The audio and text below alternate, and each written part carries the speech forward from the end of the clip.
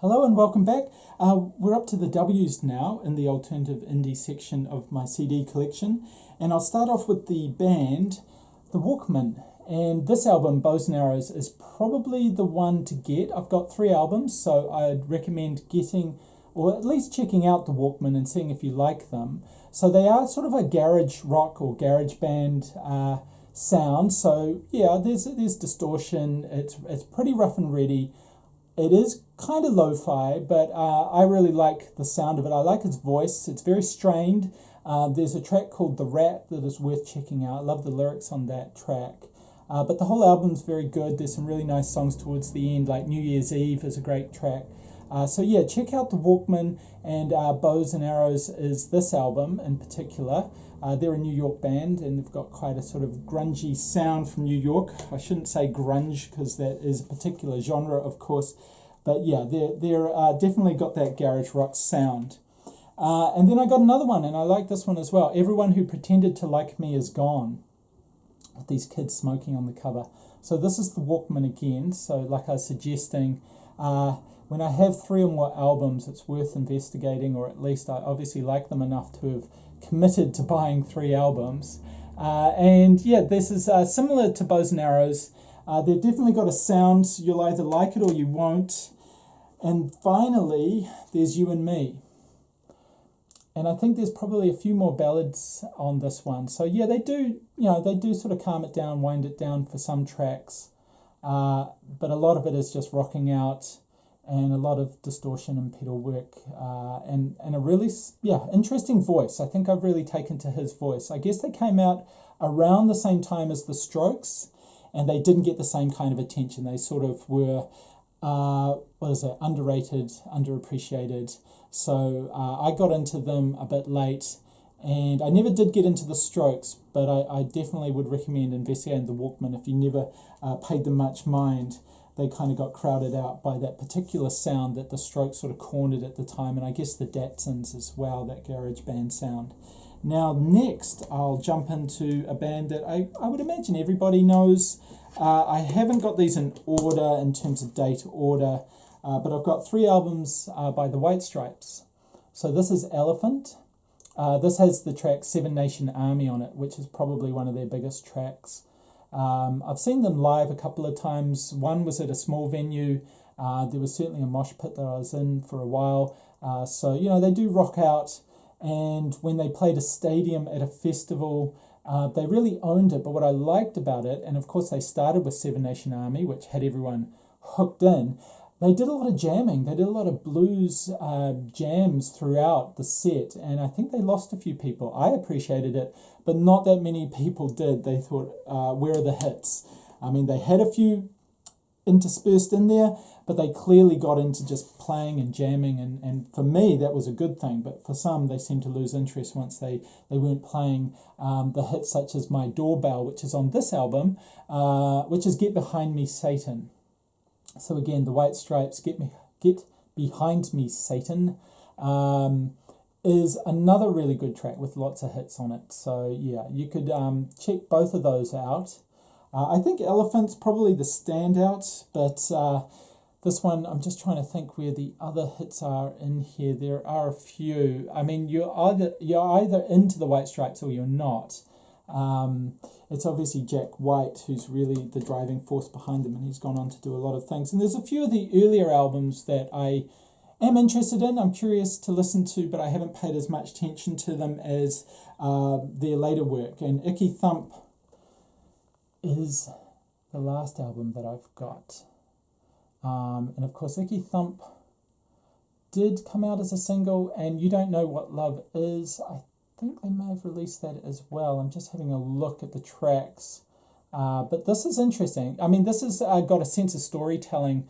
It's got a folkier quality to it. And obviously they're dressed up like UK folk singers. Now, there's a particular genre that these outfits speak to, and I've forgotten what that is. These very embellished hats and jackets. So I may put up a note once I investigate that. And like I've said with these videos, I don't do a whole lot of fact-checking, but there is something about how they're dressed and the sort of the direction they went in with this, and it's sort of referencing British folk sound to some extent, which is, you know, a unique sound, and that outfit is sort of part of that aesthetic.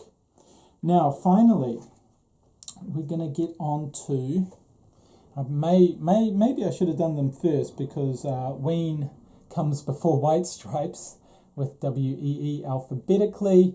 But anyway, Ween is a great alt indie band, and this is the Mollusk. And it's an interesting kind of concept album that is sort of seafaring tunes. You know, there was a resurgence in lockdown of kind of a genre of seafaring. Now, again, off the top of my head, I'm not sure what that term is, but it's a particular type of sea shanties. Yeah.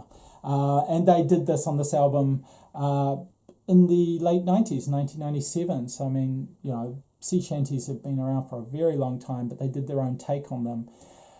Ween is one of those bands that people may not like because they've kind of got some novelty songs. You know, they can be a little bit jokey. They're very accomplished musicians, so they're great players. I've seen them live. They're incredible live.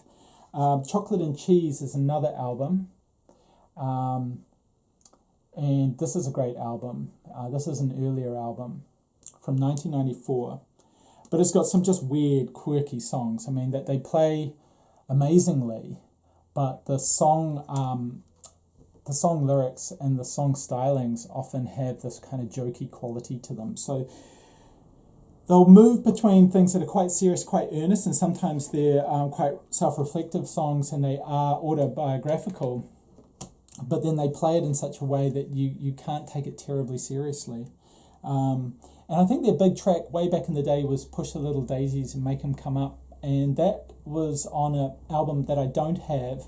And that kind of got radio play and sort of put them out there and got them some public attention. But they've really been one of those kind of underground indie alternative bands that I saw them, like I say, I saw them live for a lot of the music on here, which is just a live sort of album. It's just a collection of live dates from 1990 to 1998, where they played across different venues in Europe. So Paintin, the Town Brown is the name of this. And why I got it was that I'd seen them live and I knew that they could move through a number of different albums, but they always do different interpretations when they do live versions. And this has got some really nice jams and the way they play live. Just what I was saying about White Stripes before. It's always good when a band will play live and then not just play through the tracks as you would hear them on an album, but they actually do some different interpretations and also jam and just rock out and enjoy themselves. So Ween, White Stripes and the Walkmen pretty much round out all of the W's. That's it. And then we're on to, well, the next band is actually the only one in the Y's, which is Yola Tengo. So I might just do a profile on them like I have for a couple of bands and musicians, where I just speak to them to round out the alternative indie section. So thanks for watching. Thanks for coming back. I sort of bumbled through that a bit in terms of ordering, but have a look. I've always put in the description the albums. I don't necessarily put in the dates when I'm just looking at them within the alphabetical collection. But yes, when I look at a specific band, I will give sort of the date order of their albums. But you can always check that stuff out. So, I'm trying not to overthink it. I just want to recommend that Ween is worth looking at. They have a little bit of a novelty quality to them, which some people will like, some won't, but the playing is still really, really good. Funky, bluesy, acoustic, all over the place, really. The lyrics are funny, sometimes very poignant, other times. So they have a country album, actually, that is really interesting. Quite hard to get, well, at a reasonable price. But it was a country album they put up with a bunch of jokey country songs, but actually with some really accomplished session musicians. So the sound of it is incredible, but the lyrics and the songs themselves are a little bit on the jokey side. Nothing jokey about the White Stripes, of course, and I think you could just look through and see what are the albums you'd be interested in the White Stripes. I think Elephant is the one to get, and with the Walkmen, it's definitely Bows and Arrows is the one to consider, and then take it from there, because they have got a few albums out, and I feel that they deserve more attention than they got, at the time when that sound, that kind of garage band sound, was having a resurgence. They were not forefront of that. Other bands seemed to get more of the spotlight. So that's, what is that? That's the W's, and we'll see you next time.